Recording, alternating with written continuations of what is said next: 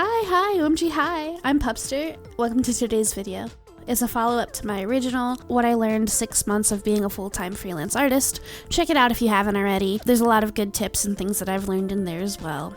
Today, I'm adding 6 more things I've learned because it's been an entire year since I've been doing commissions as full-time as a freelance artist. If you want to start doing commissions or already have, stick around. You might learn a thing or two or realize something that you haven't realized before.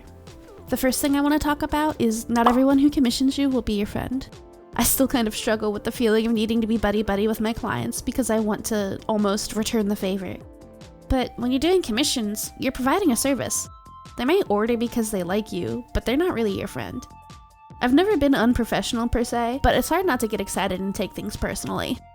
Especially when the commission's from a client you've never seen before. If you take everything for heart though, this profession might not be for you because you're gonna have to be doing revisions and getting critique on your work almost constantly. So treating everybody like they're your friend and taking everything to heart just doesn't really work. The second thing that I learned is art is only taking up a fraction of my time. Most of my working time is actually marketing for myself. Mainly, it comes in the form of making and building connections with potential clients, keeping connections with clients, and finding new ways to market myself. Researching, looking at similar listings, seeing what people around me are doing, etc., etc. I also stream, which, while I mostly stream art, it still falls under marketing because I'm advertising my commissions usually. If you want, feel free to give me a follow. Especially if you like the video so far. I'm always down to answer any questions, and I frequently actually pause what I'm doing to show my process, and I'll give mini tutorials. Tips for coloring black skin. I'm struggling a bit at it.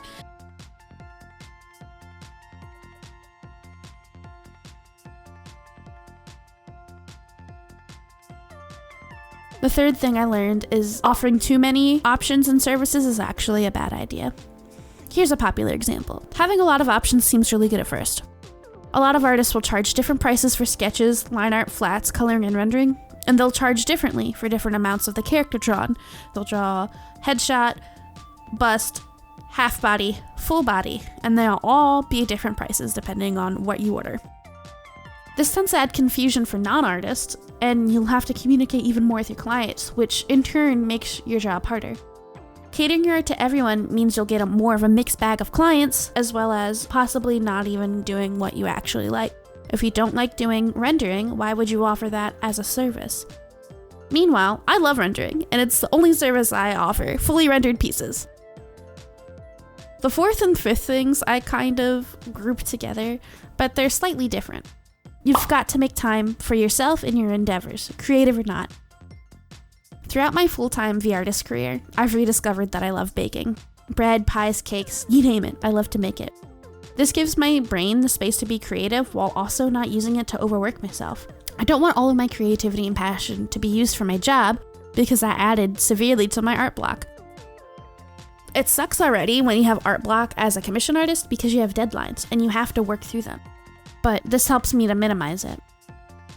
You can also just draw for yourself. It doesn't have to be a completely unrelated hobby, but I found that having a hobby that was still creative but wasn't directly relating to my job helped. Carving out non-creative time for yourself is crucial too. I have been reading more and playing video games.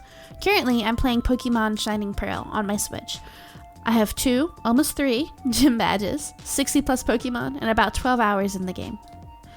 This gives me time to de-stress without being creative. Again, having creative hobbies is good, but sometimes you just need to let your creative brain muscle relax. The last point is that you really never stop learning about yourself. I found out that I work fastest when I'm not DMing people constantly, i.e. giving updates, which is what I love about offering surprise or skip services. Essentially, I offer a discounted version of commissions that cut out the talking completely. It changed my fastest turnaround time from about a month or so to just 2 weeks. I think that over time, I'll only get better and be able to produce more comms more efficiently. I'm excited to see what I become as I continue to do my best as a V-artist. I'm proud of everything that I've learned over a year. Speaking of, I've completed almost 90 commissions and have over 60 5-star reviews. That's an average of 8 a month and 2 commissions completed in a week. If you have any questions about marketing yourself or trying to get yourself out there or anything else I've said in this video, please leave a comment. I'll respond as thoroughly as possible to help you guys out as much as I can. If you have any questions, feel free to leave them below. I'll answer them to the best of my capabilities, and who knows, maybe it'll help jumpstart your career too. That's all for today's video, and I hope you guys learned something. OMG, bye! Bye, OMG!